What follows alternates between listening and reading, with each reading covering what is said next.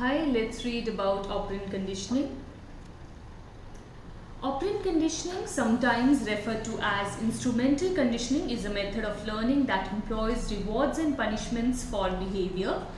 Through operant conditioning, an association is made between a behavior and a consequence, whether positive or negative for that behavior.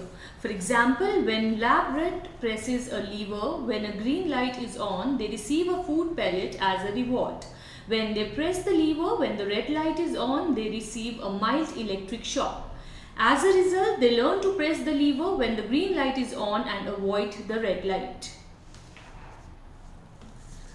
Operant conditioning was first thoroughly studied by an American psychologist, Edward Lee Thorndike, in the late 19th century. He advanced a psychology principle called the law of effect.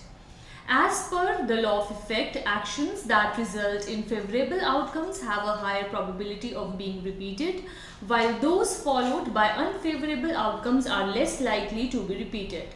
However, it was Skinner who theorized that an individual's actions and the consequences of these actions could be used to understand the learning and human behavior.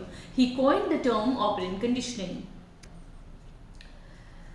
So there are two kinds of reinforcements, positive and negative. Positive reinforcements occur when a response is rewarding. It increases the frequency of that response or behavior. Whereas negative reinforcement occurs when a response is followed by a removal of an unfavorable event, thereby increasing the frequency of the original behavior. Positive punishment occurs, again punishment is of two types, positive and negative. Positive punishment occurs when a response is followed by an unfavorable outcome. It decreases the frequency of that response or behavior. Negative punishment, on the other hand, occurs when the response is followed by the removal of a favorable outcome, thereby reducing the original behavior's frequency. So, any kind of reinforcement increases the response rate, whereas any kind of punishment decreases the response rate. Coming to Thorndike's experiment on the law of effect. The law of effect states that those behavioral responses that were most closely followed by a satisfying result were more likely to become established patterns, and they were more likely to occur again in response to the same stimulus.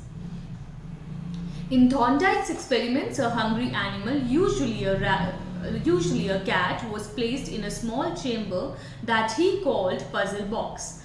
If the animal performed the appropriate response, the door of the puzzle box would be opened and the animal could exit and eat some food placed just outside the door.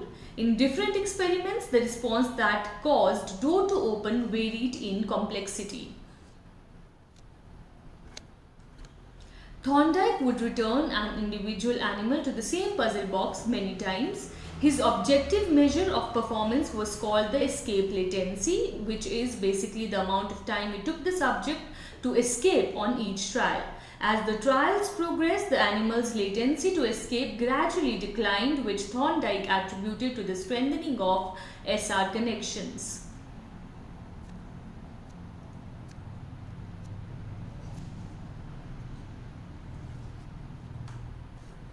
That's it. Thank you.